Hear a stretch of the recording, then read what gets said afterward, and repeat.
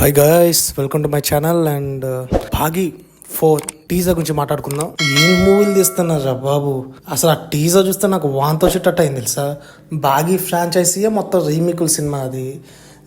ఇది మొత్తం యానిమల్ దింపేశాడు నిజంగా. ఆ నరుకుడేంది, ఆ సంపుడేంది, అసలు టీజర్ లాగా ఉంది అది. ఏదో ఒక్కసారి వచ్చి పొమ్మ మెరుపుతీగా అన్నట్టుగా మొత్తం పస పస పస పస మొత్తం నాది కూడా ఇంకా రక్తం వచ్చేటట్టు. నాకు అసలు ఆ మధ్యలో ఒక మెలోడీ సాంగ్ టైప్లో వచ్చింది సార్. అది చూసినప్పుడు, అది విన్నప్పుడు నాకు యానిమల్ మూవీ గుర్తొచ్చింది. నిజంగా యానిమల్ దింపేశాడు.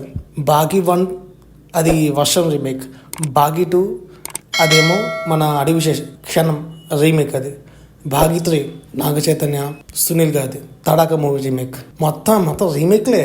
దీని రీమేక్ యానిమల్ రీమేక్ అని చెప్పుకోవాలా. నిజంగా టీజర్ అయితే నాకు అలానే అనిపించింది.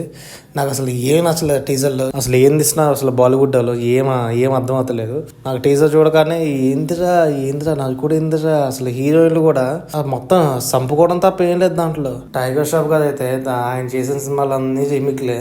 పైగా ఈ సినిమా సెప్టెంబర్ 5th రిలీజ్ అవుతుంది. ఏంది టీజర్లో అయితే మితి మీరిన వైలెన్స్ అయితే బాగా చూపించారు నిజంగా. ఐసి భాగి 4 టీజర్ చాలా మంది చూసే ఉంటుంది పాటికల్లా. సో నేనేందంటే అసలు ఈ టీజర్ గురించి చెప్పాలి ఏంటంటే, ఇప్పుడు ఉన్న ఈ జనరేషన్లో ఎక్కువ వైలెన్స్ని ఎక్కువ బాగా చూపిస్తున్నారు. అండ్ ఈ సినిమాలో ఎక్కువ వైలెన్స్ ఉండాలి. వైలెన్స్ ఆ వైలెన్స్ బాగా ఎక్కువ చూపిస్తున్నారు. సో దానివల్ల సినిమాకి అట్రాక్ట్ అవ్వడం ఆడియన్స్కి బాగా అలవాటైంది. బట్ ఇలాంటి చెత్త వైలెన్స్ అయితే అసలు ఐసి థియేటర్లో చూడదని అనుకుంటున్నా.